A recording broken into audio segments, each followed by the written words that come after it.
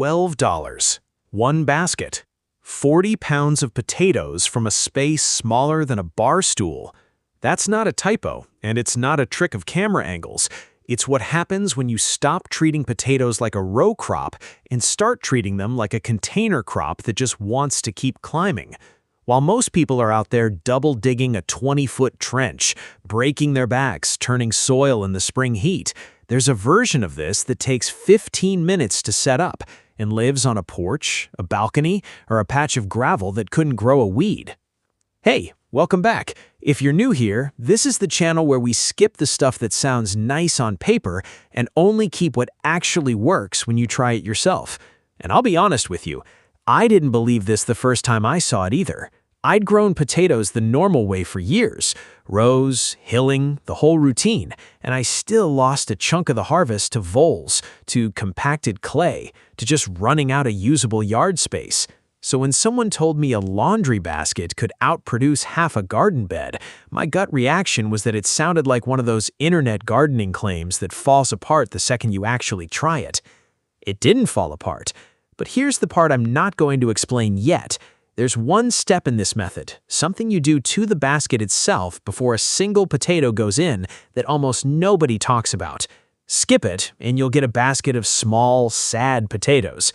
Do it, and you get the kind of harvest that makes neighbors ask what you're doing differently. I'm going to show you exactly what that is, but not yet. You'll want to see the whole setup first, so it actually makes sense when we get there.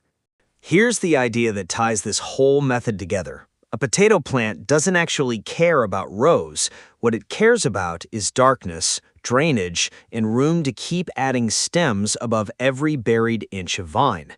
In the ground, you get that by hilling soil up around the plant as it grows. In a basket, you get it for free because the sides of the basket are already doing the hilling for you. You're just feeding material in as the plant climbs. Once that clicks, every step in this method stops looking like a trick and starts looking like basic potato biology, just rearranged. Start with the basket itself. You want something in the 15 to 20 gallon range. A standard plastic laundry basket with open weave sides works, and so does a mesh laundry hamper if that's what you've got lying around.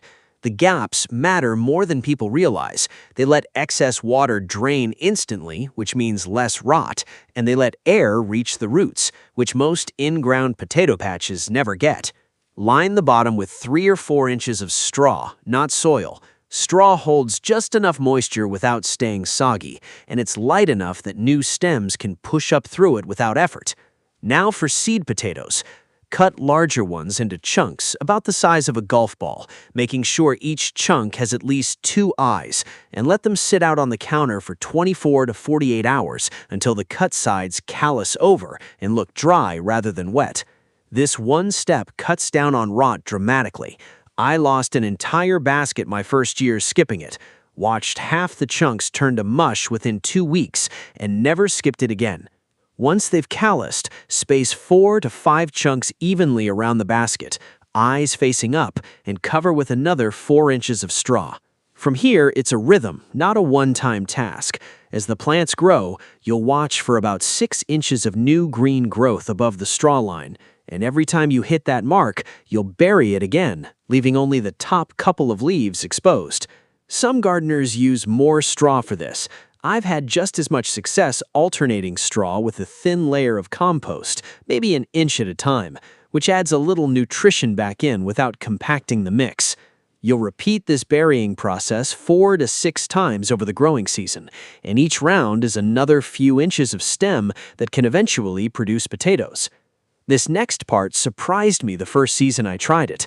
The basket doesn't need nearly as much watering as an in-ground bed. Because of all that drainage, you're watering when the top 2 inches of straw feel dry to the touch, generally every 2 to 3 days in warm weather, less if you're getting regular rain. Overwater a basket and you'll rot the seed pieces before they even sprout. That's actually a bigger risk here than underwatering, which is the opposite of what most people expect from a container. If you're in a hotter zone, USDA Zone 8 and up, Keep the basket somewhere it gets afternoon shade, because the open sides that give you great drainage also let in heat fast, and potatoes stop producing tubers once soil temperature climbs much past 80 degrees. In cooler zones, 5 and below, the same open sides work in your favor. They let the basket warm up quicker than the surrounding ground in spring, so you can often start 2 to 3 weeks earlier than an in-ground bed would allow. By midsummer, you're not really gardening anymore in the traditional sense. You're just topping off straw every week or two and mostly leaving the basket alone, which is honestly the part people underestimate most about this method. There's no weeding because weeds can't get a foothold in loose straw the way they do in bare soil. There's no cultivating, no double-checking for compaction. The basket is doing quiet work on its own the whole time. One thing worth planning for: feeding. Potatoes are hungry plants, and straw alone won't carry them the whole season. Around the halfway point, roughly 6 to 8 weeks in, work in a balanced organic fertilizer, something like a 5-5-5 or 10-10-10, scratched lightly into the top few inches of straw before your next watering. Skip the high nitrogen stuff here. Extra nitrogen pushes gorgeous green foliage and disappointing tubers, since the plant spends its energy on leaves instead of what's happening underground. Now, the part nobody wants to talk about, but every basket grower eventually runs into: things going wrong. If your stems look thin, pale, and stretched out, almost leggy, that's usually a light problem, not a soil problem. Potatoes want 6 or more hours of direct sun a day, and a basket tucked into too much shade will grow tall, weak stems chasing light instead of putting energy into tubers below. Move it if you can. Even a few feet toward more open sky makes a difference.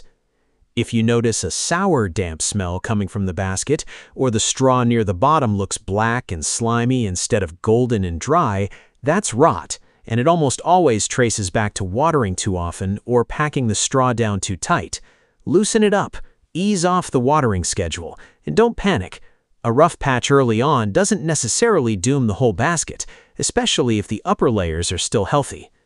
And if, when harvest time comes, you tip the basket over and find a smaller haul than you hoped for, I'll be straight with you, this happens, and it's not always your fault. Some seed potato varieties are simply lower yielding than others, and a first attempt with a variety that's new to you is as much a learning run as anything. Fingerling types tend to produce more smaller potatoes, russets tend to go fewer and bigger. Neither is wrong, but knowing which one you planted changes what success should even look like when you dump that basket out. One more variation worth knowing depending on your setup: if you're growing on a balcony or anywhere without direct ground contact, elevate the basket slightly on a couple of bricks or a plant stand. It keeps drainage holes from getting blocked against a hard surface, and it improves airflow underneath, which matters more in a container that has nowhere else to breathe. So here's that step I mentioned back at the start. The one that separates a basket of small, disappointing potatoes from the kind of harvest that makes people stop and ask what you did differently. Before a single potato chunk goes in, line the inside walls of the basket, not the bottom, just the sides, with a layer of burlap or an old feed sack, something breathable, pressed up against the mesh. It takes maybe 5 minutes. What this does is hold your straw in place as you build up layer after layer through the season, so it doesn't sift out through the gaps every time you water or the wind picks up. But it does something else too. It moderates the temperature swing inside the basket, keeping that straw environment steadier through hot afternoons and cool nights, right in the range potatoes actually want for tuber production. Skip it, and you'll lose straw all season and fight bigger temperature swings the whole way through, which is exactly why so many first-time basket growers end up with a light, underwhelming harvest and no idea why. Do it, and you've basically built the ideal environment before you've even planted anything. Let's run back through the whole thing quickly. Start with a 15 to 20-gallon open weave basket lined inside with burlap, straw base, calloused seed potato chunks spaced around the edge, straw on top. Bury the new growth every time you see about 6 inches poke through, 4 to 6 times over the season, alternating in a little compost if you want extra nutrition.